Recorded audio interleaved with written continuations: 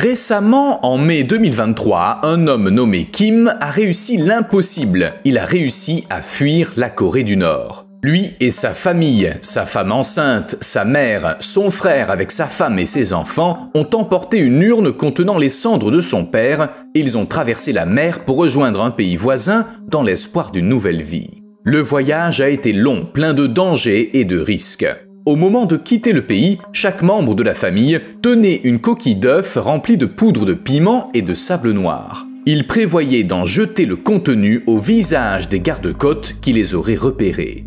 Ça faisait 7 mois qu'ils préparaient leur évasion. Kim et son frère avaient l'autorisation d'accéder à la mer. Ils ont ainsi pu étudier les patrouilles, les procédures de contrôle et les rotations des gardes. Ils ont également repéré le champ de mines qu'ils auraient à traverser dans le noir pendant leur évasion. Les frères prétendaient cueillir des plantes médicinales, mais en réalité, ils traçaient un itinéraire sûr et précis. Une fois les préparatifs terminés, il ne leur restait plus qu'à attendre le mauvais temps. La famille a embarqué pour ce voyage risqué le 6 mai à 22 h. Le bateau qui ressemblait à ça s'est éloigné du rivage jusqu'à dépasser la limite autorisée. La marée descendante révélait des récifs et des rochers. Ils devaient les dépasser lentement en espérant que le bateau apparaisse au radar comme un déchet à la dérive.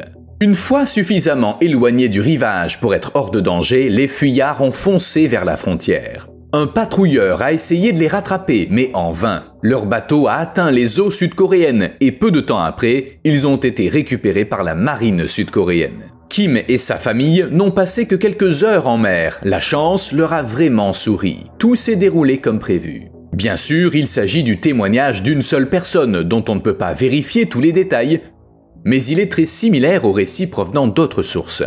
Au fait, Kim n'est pas son véritable nom. Il évite de l'utiliser lorsqu'il s'adresse à des journalistes afin de protéger sa famille à Séoul et ses proches restés en Corée du Nord. L'histoire de Kim est extraordinaire. Rares sont ceux qui ont la chance ou les moyens de réaliser l'impossible. Mais il est bel et bien possible de fuir la Corée du Nord. Comment? Prenons les choses dans l'ordre et commençons par une tasse de café.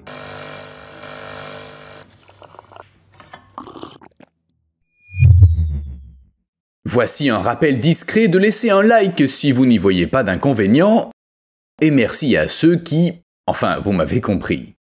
Pour commencer, expliquons pourquoi il est si difficile de quitter la Corée du Nord. Si vous n'y avez jamais réfléchi, que vous ne suivez pas l'actualité ou que vous utilisez peu Internet, voici ce qu'il en est. Avant tout, le problème principal. Les citoyens nord-coréens ne sont pas autorisés à quitter le pays sans l'accord du gouvernement. Certains disposent d'une autorisation, diplomates, étudiants d'élite, travailleurs sous contrat et athlètes, mais même eux font l'objet d'une surveillance étroite. Pour les gens ordinaires, c'est pas aussi... j'hésite entre simple et pas si compliqué. Peu importe, continuons. Les Nord-Coréens ont rarement l'occasion de parler avec des touristes. Il y a peu d'invités en Corée du Nord et on ne les laisse jamais seuls. Il n'y a pas de connexion avec le monde extérieur via Internet. Télé et radio sont limités aux chaînes approuvées par le gouvernement. Les appels internationaux sont impossibles. Les signaux radio et mobiles étrangers sont brouillés. Organiser une évasion dans ces conditions est très difficile, mais ce n'est qu'une partie du problème. Si vous regardez des images de la Corée du Nord et que vous n'y voyez pas beaucoup de clôtures, c'est qu'elles datent d'avant 2020. Depuis, les clôtures, tout comme les obstacles, se sont multipliés et les images en provenance de Corée du Nord se sont raréfiées. Dans le domaine du montage, on fait avec ce qu'on a. Mais revenons-en aux clôtures. Aujourd'hui, à toutes les frontières de la Corée du Nord, il y a des centaines de kilomètres de clôtures, de murs et de postes de garde. Barbelés, murs en béton, deuxième rangée de clôture, postes de garde supplémentaires, tout ça pour empêcher les citoyens de quitter le pays. Récemment, en octobre 2024, le pays a annoncé que la frontière avec la Corée du Sud allait devenir imperméable grâce à de nouveaux systèmes de haute technologie. En ce moment même, alors que vous regardez cette vidéo, il est de plus en plus difficile de quitter la Corée du Nord. De plus, les lois du pays sont devenues plus sévères à l'égard de ceux qui les enfreignent. Depuis 1996, la Corée du Nord a détenu à plusieurs reprises des citoyens américains, touristes, universitaires et journalistes. Le gouvernement américain a interdit à ses citoyens de se rendre dans le pays en juillet 2017 et c'est toujours en vigueur. Pour comprendre pourquoi il est si difficile de quitter la Corée du Nord, il faut connaître la dureté de ces lois et pour ça le plus simple est d'étudier le cas d'Otto Warmbier. Cet étudiant de l'Université de Virginie a été arrêté alors qu'il visitait la Corée du Nord au sein d'un groupe de touristes en janvier 2016. Ce voyage de 5 jours visait à découvrir la Corée du Nord avant le Nouvel An. Tout s'est passé comme prévu, mais de retour à l'aéroport alors que l'homme attendait son vol, 2 gardes l'ont emmené, et c'est tout. 2 mois après son arrestation, un tribunal a condamné Otto Warmbier à 15 ans de travaux forcés pour avoir tenté de voler une affiche de propagande dans l'hôtel. Peu après l'annonce de la sentence, Warmbier a souffert de problèmes neurologiques dans des circonstances peu claires. Bien qu'il ait été libéré 17 mois après son arrestation, il est décédé à l'hôpital 6 jours après son retour aux États-Unis. Selon le gouvernement nord-coréen, Warmbier avait été arrêté pour tentative de vol, mais aussi pour avoir pénétré dans un étage interdit aux clients. Au fait, il n'a même pas emporté le poster, il l'a décollé du mur et il l'a jeté après s'être rendu compte qu'il était trop grand. Lors du procès, il a reconnu les faits avec sincérité. Bien sûr, il est mal de voler, mais la punition n'est-elle pas un peu exagérée ? Et imaginez si la Corée du Nord n'hésite pas à agir de la sorte avec les citoyens d'autres pays, que fait-elle subir à son propre peuple? Je n'en pense pas moins, mais ce n'est que mon opinion bien sûr, que les personnes qui enfreignent la loi à l'étranger doivent être punies avec la rigueur nécessaire. Où que ce soit dans le monde bien sûr.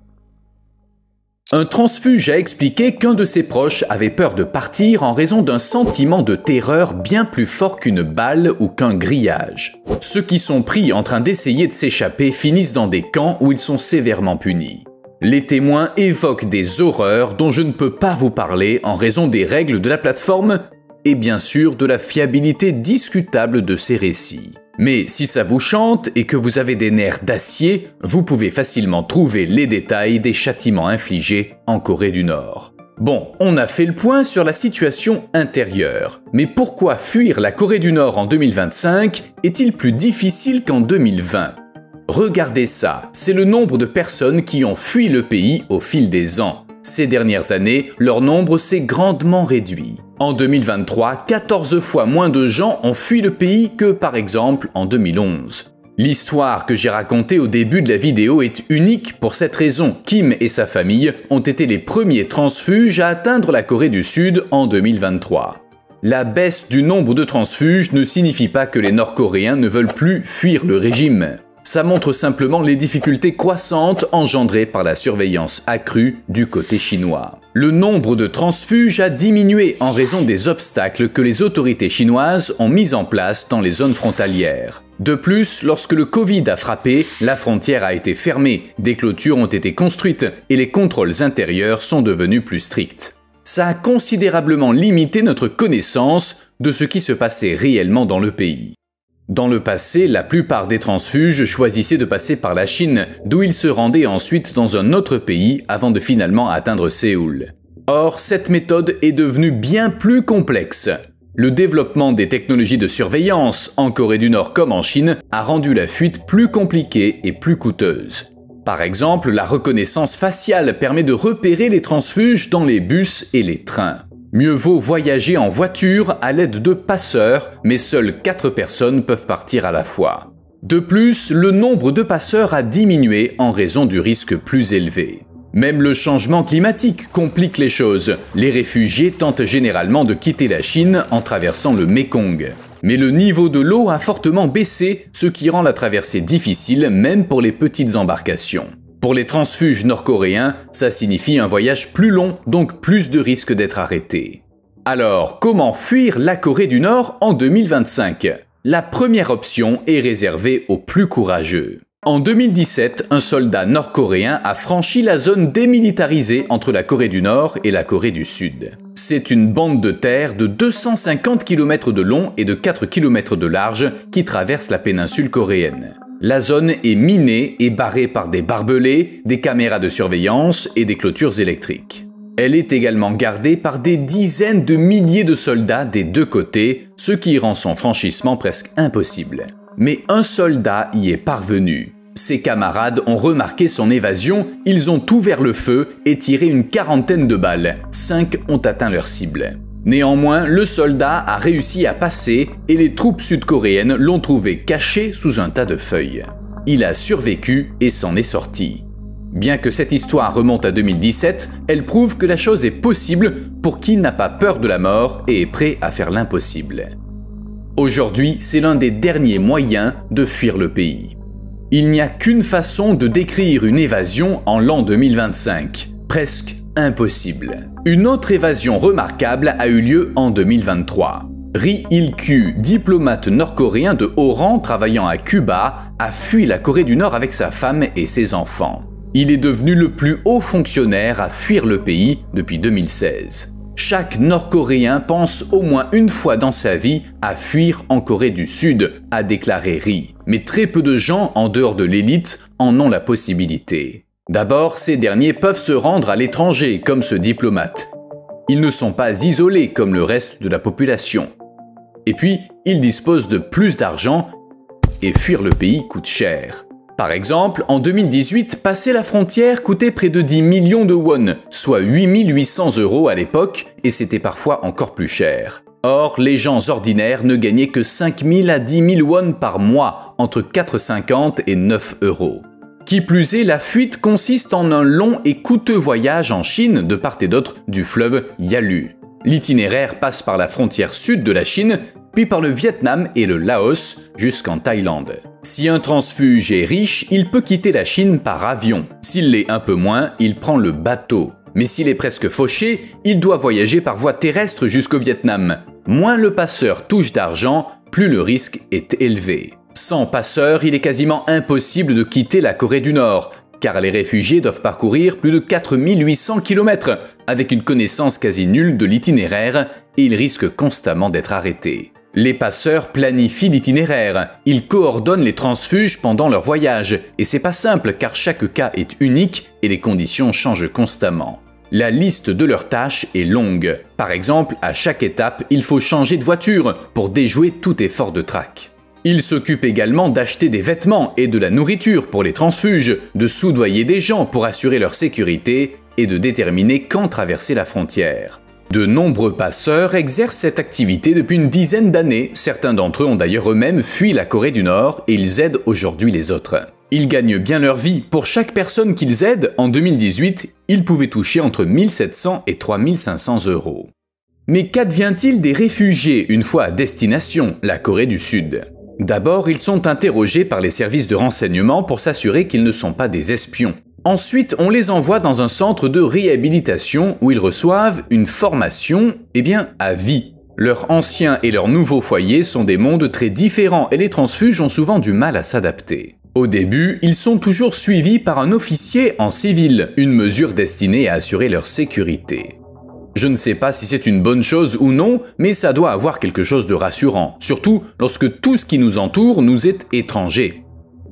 Oui, absolument tout. Apprendre à utiliser Internet, un distributeur de billets ou à prendre le métro, autant de choses auxquelles les transfuges doivent s'habituer. Et les problèmes plus sérieux tels que la recherche d'un emploi, le choix des études ou l'intégration sont encore plus stressants. Il y a aussi des avantages. Les transfuges nord-coréens en Corée du Sud obtiennent automatiquement la citoyenneté, ils bénéficient d'une éducation gratuite et d'aide au logement, entre autres. Les retraités reçoivent une indemnité qui couvre leurs besoins de base. Ceux qui fournissent des infos utiles aux services de renseignement peuvent espérer une récompense. Et s'ils parviennent à s'échapper avec des armes, elle est encore plus importante. Mais vous savez ce qui est le plus intéressant et le plus étrange, certains transfuges retournent dans leur pays. En 2022, un réfugié a regagné la Corée du Nord par le même itinéraire que celui qu'il avait suivi à l'aller. Sa liberté n'a duré qu'1 an.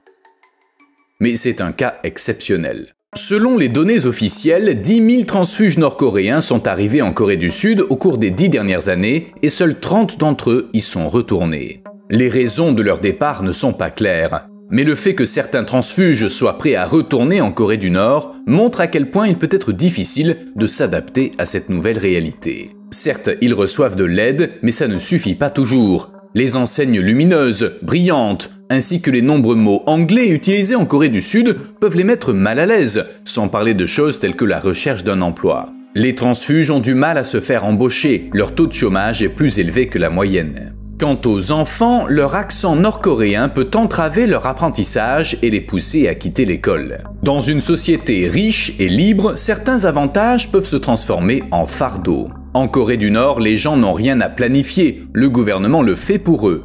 Mais en Corée du Sud, les réfugiés doivent prendre leur vie en main.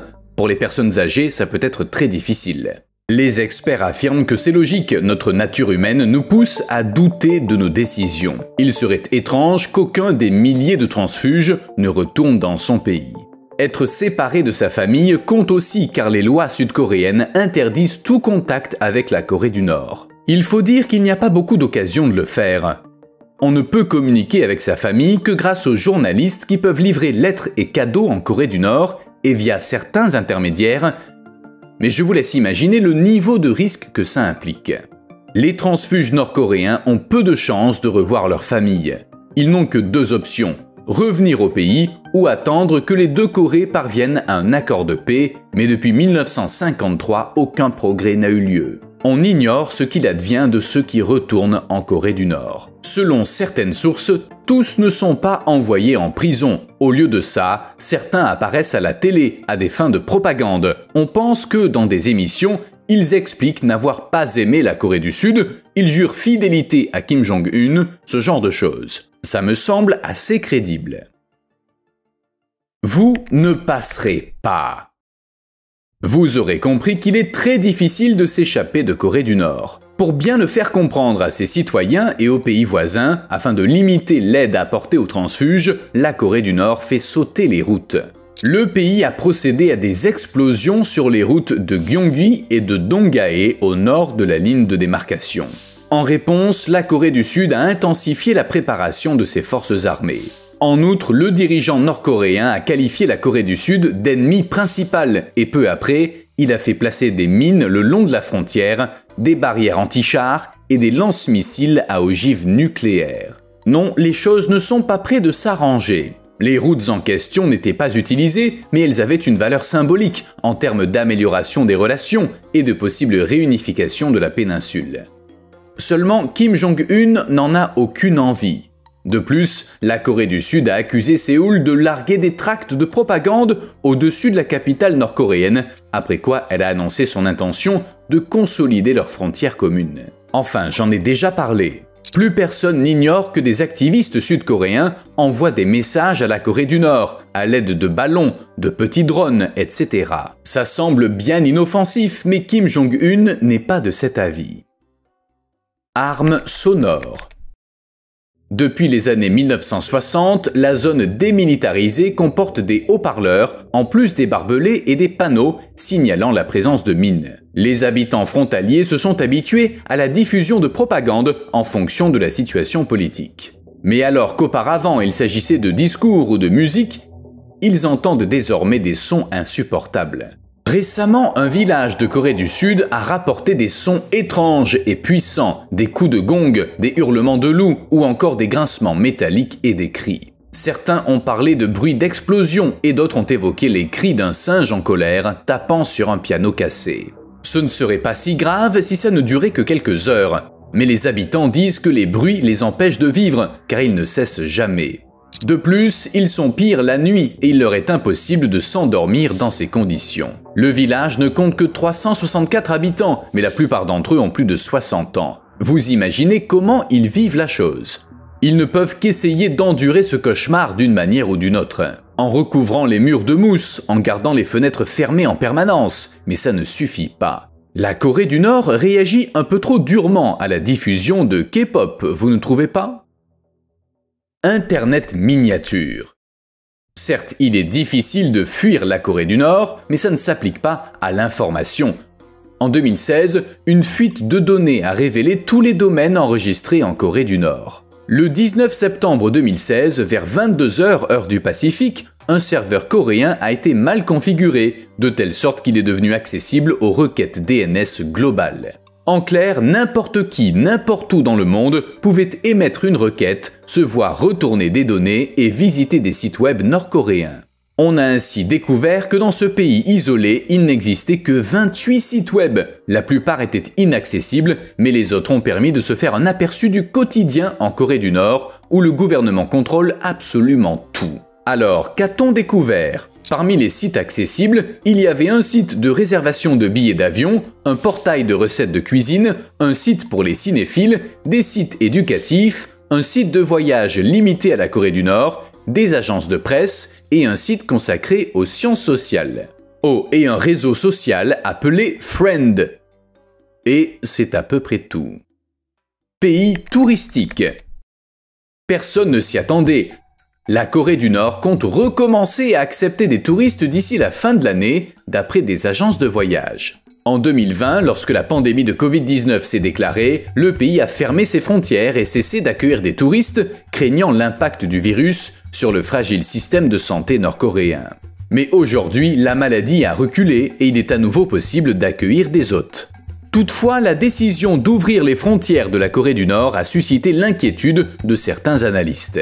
Après 5 ans d'isolement dû à la pandémie, les efforts pour relancer l'industrie du tourisme risquent de se heurter à des difficultés. Mais Kim Jong-un lui-même souhaite développer le tourisme. Il espère accueillir des hôtes de pays amis comme la Chine et la Russie. Et s'il tape du poing sur la table, personne n'osera le contredire. Les premiers groupes se limiteront sans doute à visiter Samjiyon, une ville située près de la frontière chinoise. Évidemment, les touristes seront sous haute surveillance et devront respecter des règles strictes. Un lieu réservé aux animaux. L'isolement de la Corée du Nord a-t-il un côté positif? Il s'avère que oui, mais pour les animaux. La zone démilitarisée est la frontière la plus imperméable au monde et cette parcelle de terre, vide de toute activité humaine, est un sanctuaire pour les animaux sauvages. Certes, une grande partie de la zone est truffée de mines et clôturée par des barbelés. Cependant, le reste est simplement interdit d'accès aux civils et on y trouve des espèces rares d'animaux et de plantes qui vivent relativement en sécurité grâce à leur isolement des humains. On y trouve 6168 espèces dont beaucoup sont menacées. Sur les 267 espèces menacées de la péninsule coréenne, 102 vivent dans la zone. Cette étonnante réserve naturelle permet d'étudier un écosystème quasiment préservé de tout impact humain, ce qui est fantastique. Si vous aimez découvrir des lieux inaccessibles, rien ne vaut une visite virtuelle. À l'occasion du 70e anniversaire de la fin de la guerre de Corée, Google et l'Institut environnemental de Corée du Sud proposent de découvrir les espèces rares qui vivent dans cette zone naturelle unique. On peut également voir des animaux en 3D et en réalité augmentée ou faire une promenade virtuelle dans certains sites de Corée du Sud. Bien entendu, la Corée du Nord ne s'est pas associée au projet. Vous me devez un like. À plus.